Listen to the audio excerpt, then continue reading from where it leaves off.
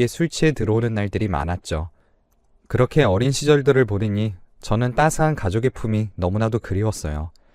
술에 취하면 늘 저 때문에 자기가 이렇게 사는 거라고 화를 내셨고 손찌검도 하셨습니다. 작은 몸으로 아버지의 화를 받아내야 했죠. 그렇게 성인이 되어서는 저는 바로 독립을 했습니다. 아버지께서는 나갈 때도 엄청 욕을 하시더라고요. 다 키워놔봤자 소용없다며 성인이 되자마자 집을 나간다며 말이죠. 저는 그런 말에 아랑곳하지 않고 그저 아버지에게서 탈출하고 싶었고, 어떻게 보면 저도 사랑하는 사람을 만나서 새로운 가정을 꾸리고 싶었습니다. 보통 사람들의 장래희망이라고 하면 직업을 접기 마련인데 저는 달랐죠. 단란한 가정이 있는 주부가 바로 저의 꿈이었습니다. 그렇게 나가서 돈을 벌기 시작하며, 그래도 아버지였기에 저는 들어오는 적은 월급을 조금씩 떼어 아버지께 입금해 드리기도 했습니다.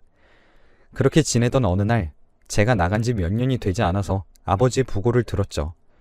술을 그렇게 마셨는데 몸이 정상일 리가 없잖아요. 그래도 키워준 아버지라서 그런지 그렇게 맞고 자랐지만 슬프더라고요. 가족 같지는 않았지만 세상에서 하나밖에 없었던 가족이 사라져 버렸으니까요. 그래도 그 슬픔은 그렇게 오래 가지 않았어요. 그리고 우연히 만난 저의 첫사랑이 길을 가다가 말을 걸어왔는데, 정말 사랑하는 사람들은 이렇게 만나는구나 싶을 정도로 후광이 보이는 사람이었죠. 그냥 보기만 해도 행복했습니다. 따스한 사람과 연애 4개월 만에 같이 살기 시작했고, 그렇게 저희는 함께 했습니다. 얼른 같이 살고 싶은 마음에 결혼을 하고 싶었지만 아직은 둘 다 준비된 게 없어서 단칸방부터 시작하자고 했죠. 하지만 그 행복은 오래가지 못했어요. 어느 날부터 일이 잘 풀리지 않는다며 직장 상사의 욕을 하며 술을 먹기 시작했고, 그전에는 입에도 대지 않았던 술이었기에 솔직히 당황을 했답니다.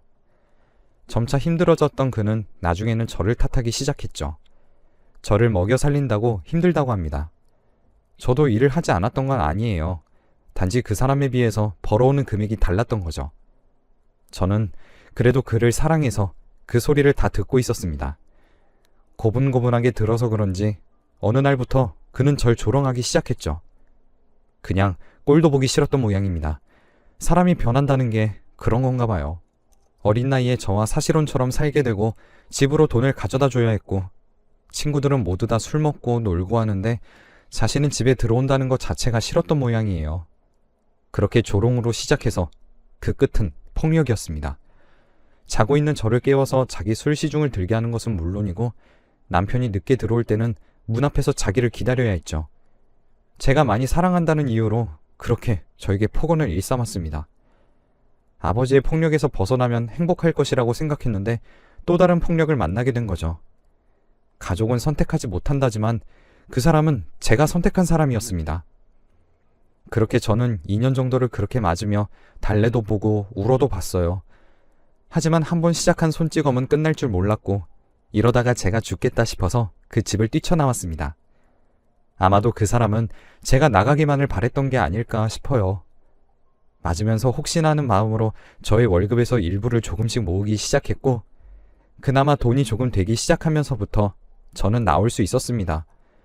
상처뿐이었지만 그때 당시에도 그 사람이 혹시라도 저에게 다시 와주지 않을까 생각했었습니다. 하지만 그는 오지 않더라고요. 혼인신고도 하지 않았기에 그렇게 저의 첫 번째 결혼 생활도 아닌 동거 생활이 끝이 났어요. 저는 다른 지역으로 가서 새로운 직장을 구했죠. 그렇게 저는 남자를 만나지 않고 2년이라는 시간을 보냈습니다. 너무 무섭기도 했고 다가오는 사람은 있었지만 쉽사리 믿음이 가지 않더라고요. 그렇게 찾아온 저의 두 번째 사랑은 바로 저희 가게의 손님이었어요. 어느 날부터 오기 시작한 손님은 저를 보러 매일 오는 듯 했고, 직원분들이 모두 다 알 정도로 그렇게 날마다 찾아오시더라고요. 얼굴이 잘생긴 건 아니었지만 재치있고 말을 잘한다고 해야 할까요? 여자들이 좋아하는 말도 알고 있고 정말 말주변이 좋았습니다. 얘기하다 보면 홀랑 시간이 날아갈 정도로요.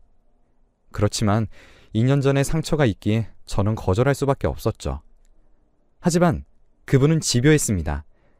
거의 5개월이라는 기간 동안 저를 찾아 가게에 오더라고요. 한 번쯤 만나봐도 되겠다고 생각할 만큼 제 마음은 이미 흔들리고 있었죠. 그렇게 저는 두 번째 사랑을 만나게 됩니다.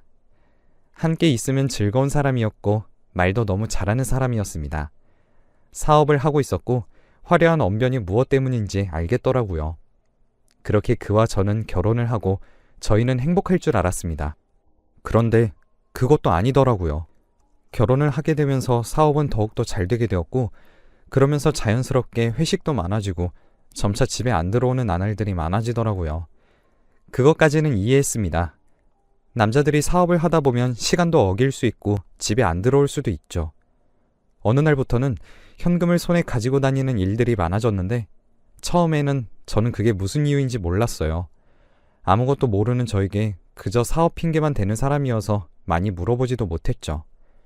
말로서는 저를 꼬셨지만 막상 결혼을 하니 별것 없다고 생각을 했는지 늘 재미없는 듯한 웃음을 지으며 절 바라볼 뿐이었죠.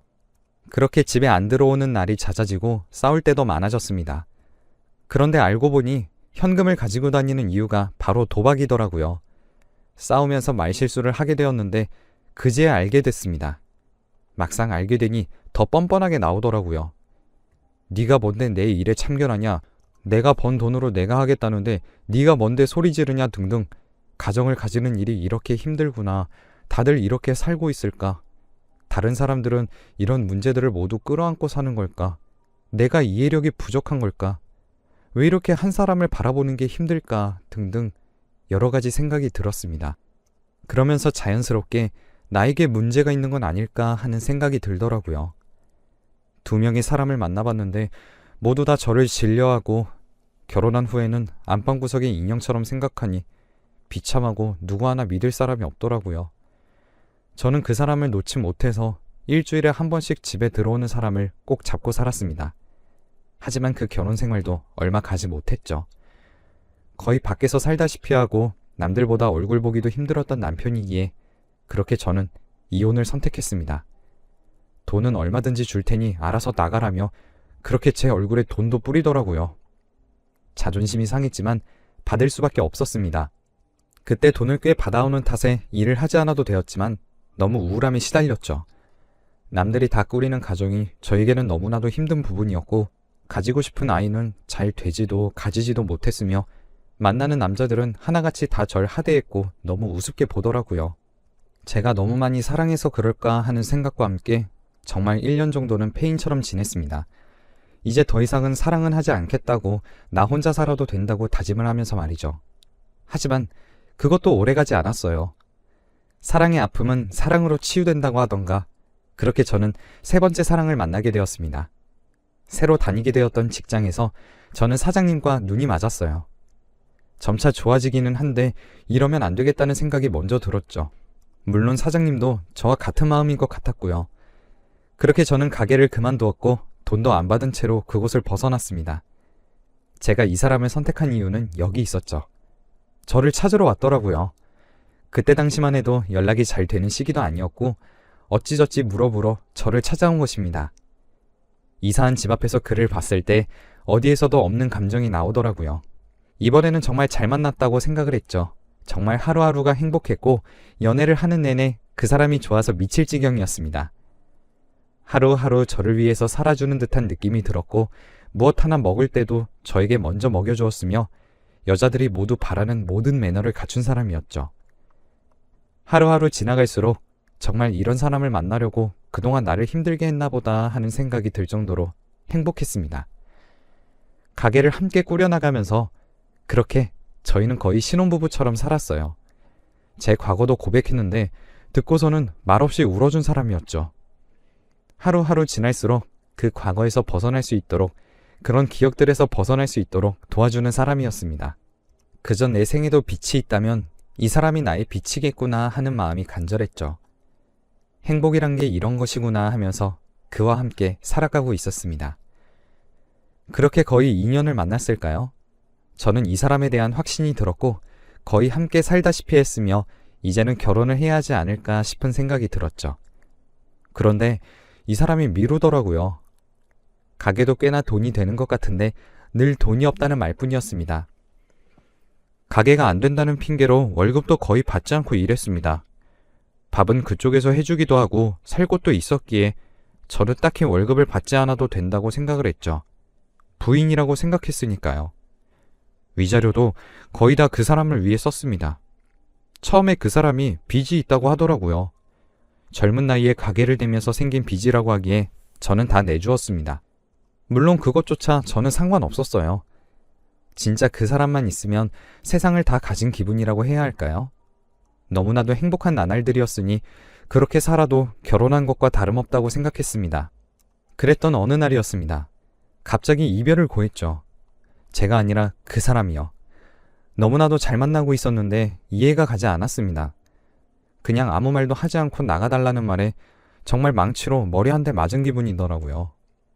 일단 너무 단호하게 말해서 쫓겨나듯 나오기는 했는데 전 이별을 한 게 아니었죠. 멍한 기분과 함께 내가 무엇을 잘못했나 생각하고 있었습니다. 갑자기 나와버린 터라 갈 곳도 없었고 돈도 얼마 가진 것도 없었습니다. 이 사람이 내 전부라고 생각하고 거의 월급도 받지 않은 채 일했으니까요. 너무 답답했어요. 그래서 다음날 다시 가게를 찾아갔는데 정말 매몰차게 나가라고 하더라고요.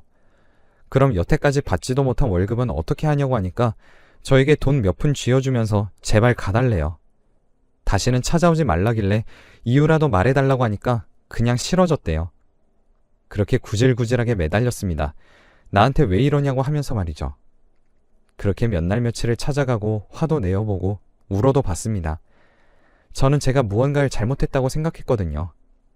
그런데 어느 날 저는 헤어진 이유에 대해서 알 수가 있었습니다. 가게로 찾아가려고 하는데 저보다 조금 더 일찍 왔던 한 여자가 와서 아이와 가게로 쏙 들어가는 걸 봤어요. 엄마도 제 또래로 보이고 애는 꽤나 크더라고요. 저도 모르게 숨을 죽이고 따라갔죠. 그렇게 가게 문을 열고 들어가는데 여보 소리가 들리더라고요. 네, 유부남이었어요. 가게 문을 살짝 열고 부인께서 그 남자를 가득 안으시는데 그동안 어떻게 지냈냐 보고 싶어 죽는 줄 알았다. 그 목소리가 아직까지도 기억에 선명하네요. 아이와 함께 외국에 있었던 모양이에요. 기러기 아빠였던 거죠. 그래서 저와 편안하게 만날 수 있었던 거고요. 한국에 들어오기로 결정하면서 저를 떼어놓으려고 했던 거였습니다. 그렇게 문틈으로 그 부부를 보는데 그 남자와 눈이 마주쳤어요. 저에게 손짓으로 가라는 표시를 하더라고요. 저는 아무 말도 하지 못하고 그냥 그 자리를 나왔어요. 그때 그 심정이란 정말 하늘이 무너지는 기분이더라고요. 제가 거기다가 뭐라고 해봤자 좋을 것도 없었고 저는 그냥 모든 것을 포기했어요. 그냥 놓아주기로 했죠. 모든 게 다 부질없더라고요. 인생에서 4번의 남자가 있었는데 첫 번째는 저의 선택도 없었던 아버지, 그리고 두 번째는 그 아버지를 닮은 남편, 세 번째는 나를 멸시하고 등한시하고 도박에 빠진 남자, 네 번째는 유부남. 내 인생은 이렇구나 싶은 생각이었어요. 모든 걸 포기하게 되더라고요. 세 번째까지 그렇게 당하고 나서 너무 좋은 기억만 안겨준 그가 그렇게 배신하는 모습을 보며 저는 펑펑 울었습니다. 그날 정신없이 걸었어요. 그냥 길이 있는 대로 그렇게 걸었죠. 밤이 되는 것도 몰랐고 배고픈 것도 몰랐고 목마른 것도 몰랐어요. 그냥 하염없이 걸어서 내가 어디를 걷고 있다는 생각조차 없어지더라고요. 그렇게 몇 시간이 지났을까요? 어느덧 정신을 차려보니 한적한 시골 같은 느낌이더라고요.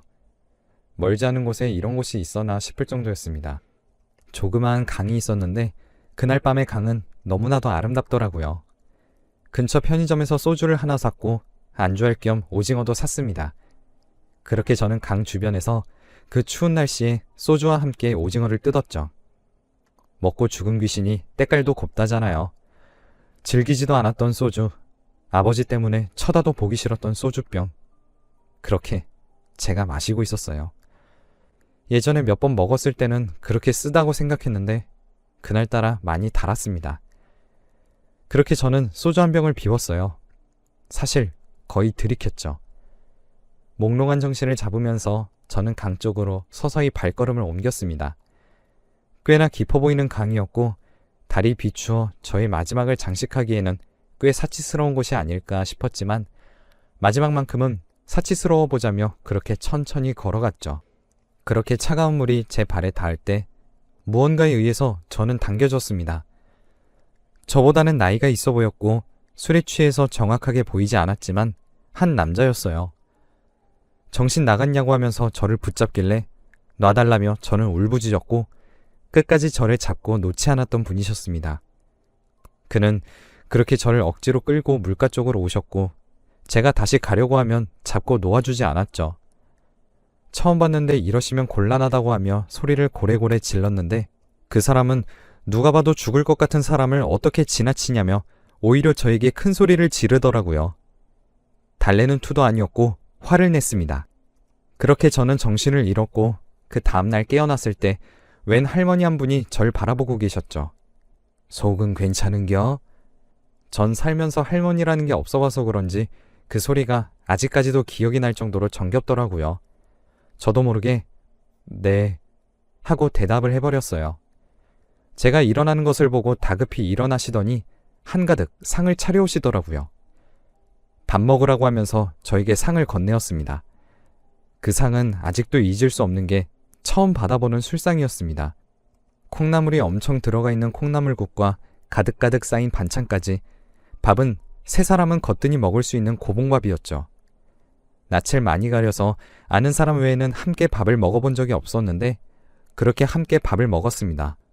밥 먹고 난 뒤에 속이 좋지 않아서 잠시 잠들었는데 일어나 보니 어제 봤던 그분이 계시더라고요. 괜찮아요? 하시는 그의 모습에 본능적으로 저는 얼굴을 숨겼습니다. 너무 부끄럽더라고요. 어제 그렇게 화를 내놓고 부끄러워하십니까? 저와 그 사람은 그렇게 인연이 되었습니다. 저는 지금 그 사람과 15년째 살고 있어요.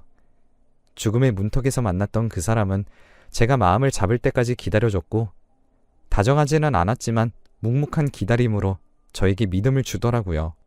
그렇게 한 가정을 꿈꾸던 저에게 떡두꺼비 같은 아들도 쥐어주고 예쁜 딸까지 쥐어준 사람입니다. 결혼하자고 했을 때 다른 말도 필요 없이 한마디만 하더라고요. 평생을 지켜주겠다고 말이죠.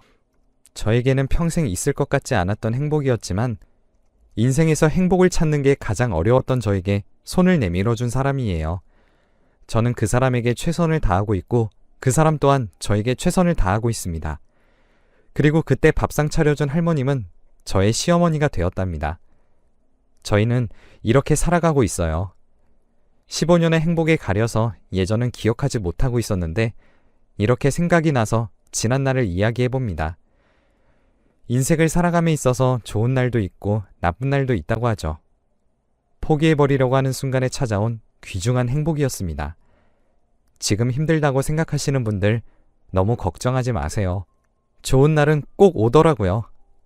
저의 파란만장했던 젊은 날의 이야기 들어주셔서 감사하고 글을 읽으시는 모든 분들께 행복이 가득하기만